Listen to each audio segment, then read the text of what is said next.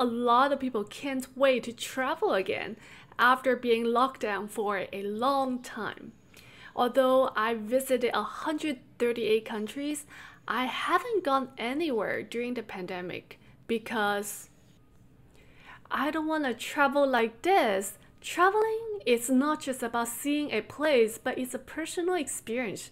If I constantly have to be cautious about wiping things and touching things, that's not a good experience. But I know a lot of people still want to travel and ask me for ideas. So today, I'm going to share with you my top 10 pandemic travel ideas.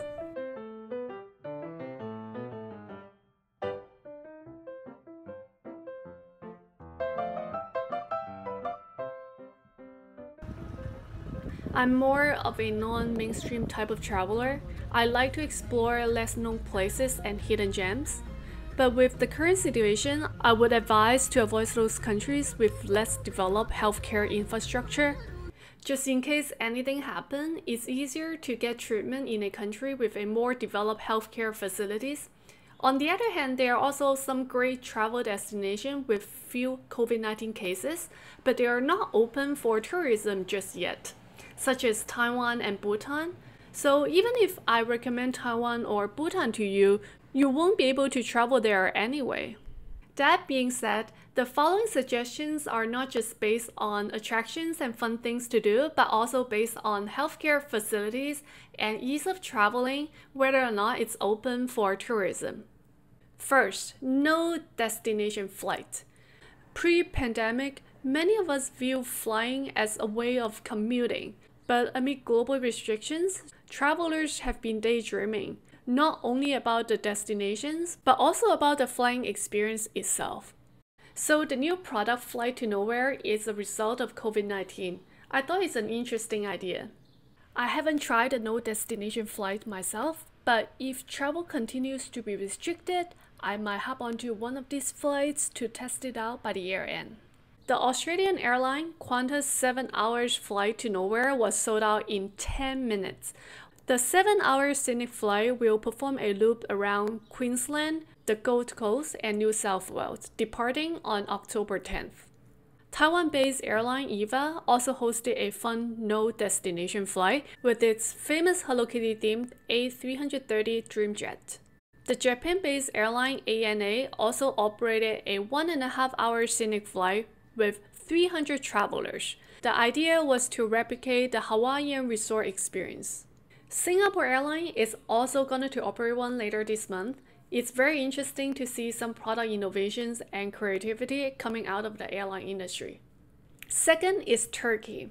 There's no restriction for American travel to Turkey. Can you believe it? US citizens are not so welcome since the pandemic has occurred. The only thing you need to do is to complete an information form. According to the US Embassy and Consulates in Turkey, all the US citizens must purchase tickets for onward travel to the US. My favorite experience in Turkey was Pamukkale, which is an incredible salt mine, with a series of blue and white layers running through the mountains. You have to take off your shoes to walk up, and the stones do hurt your feet a little bit. Pamukkale is also hard to get to because you need to take a flight from Istanbul to fly down to the southwest part of Turkey, then it's at the airport, then another 2 transfer to get to Pamukkale.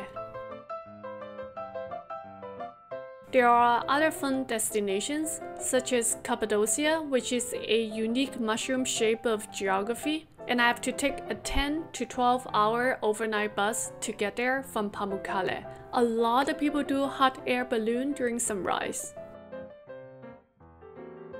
Number 3. Montenegro. I visited Kotor, a very scenic town in Montenegro, where I drove 3 hours from Dubrovnik, Croatia. Montenegro is full of nature, a lot of mountains, very few people. The cat is symbolic there. I feel there are a lot more cats than humans when I was there. And you gotta climb up the Great Wall to get a nice panel view. Montenegro welcomed Americans with a negative COVID-19 PCR test result or a positive coronavirus antibody test result, but must be within 72 hours before arrival. More information here. Number 4, Morocco. I highly recommend Chefchaouen, a very photogenic town.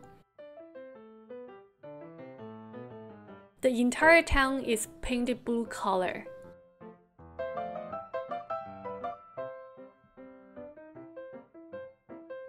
You can visit another city fast first to see the hand-dyeing leather factory before going to Chefchaouen, which is a 5-hour bus ride from Fes.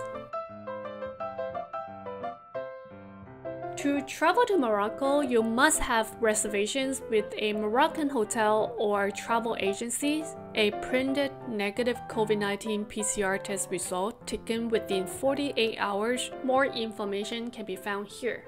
Number 5, the Maldives. The Maldives is a really beautiful place. My favorite experience there is not the resort or the place itself, but my experience of taking the seaplane where I overlooked the coastal line with changing colors.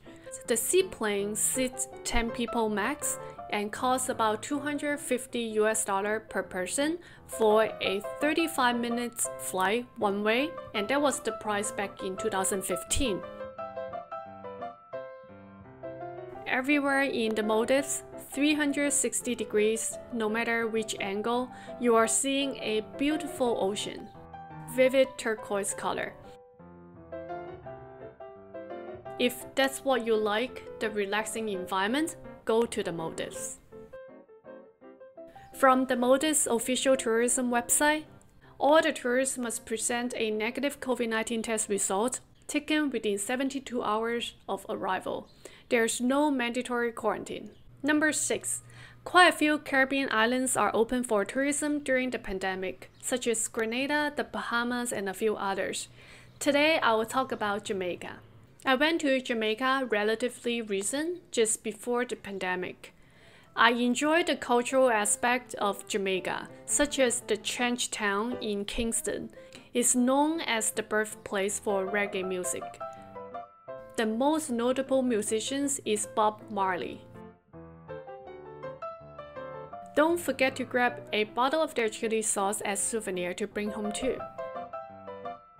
Jamaica requires completion of an online travel authorization form. The tested day must be less than 10 days of arrival. You can get more updates on this website. Number 7, Mexico. I visited the east coast of Mexico, like Chichen Itza, which is one of the new 7 wonders of the world, Itzama and Valladolid, which are cultural and colonial towns. This is my favorite picture taken in Itzama. Tulum, Playa del Carmen, and Cancun, which are famous for its resorts and beaches.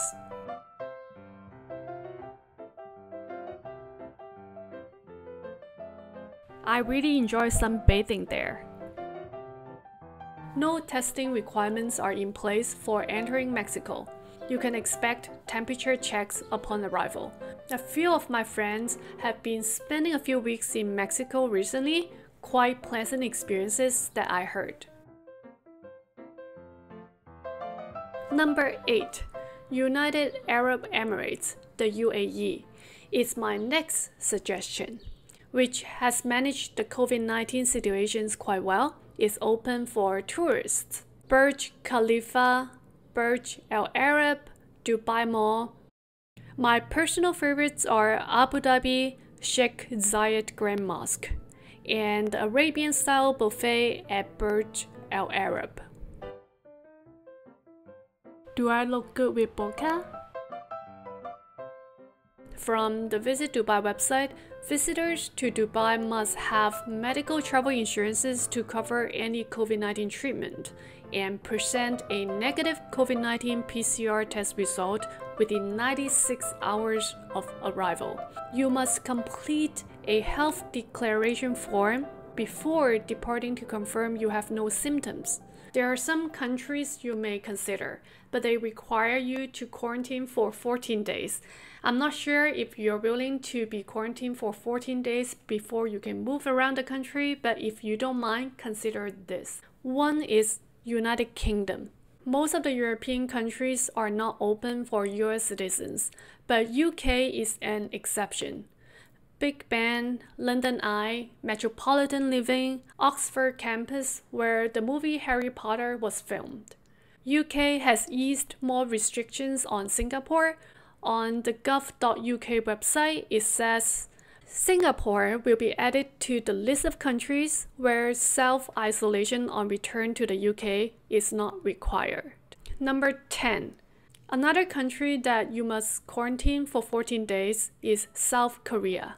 Pop culture, great food, ancient temples.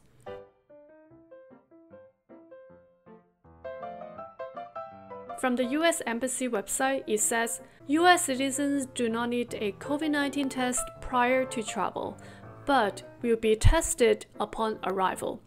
Above are my suggestions for this special period of time, perhaps for your Christmas travel this year as well. If you are interested in learning more about my personal experiences, you can download my ebook or the printed version. It's available on Amazon, or go to my book link in the description below and refer to these pages for the corresponding countries that I just talked about. I also recently created a new YouTube channel dedicated to business topic only. My first video is about entrepreneurship in Asia, how I apply my international travel and cultural knowledge into business. If you're interested in, check it out and follow me on KK Success channel. If you have anything you'd like to see from my channel, comments so I can produce a video that interests you. As always, stay safe and healthy. Don't forget to like, subscribe, and share my video with your friends, and I'll see you at the comment section. Bye bye. And you can also read more about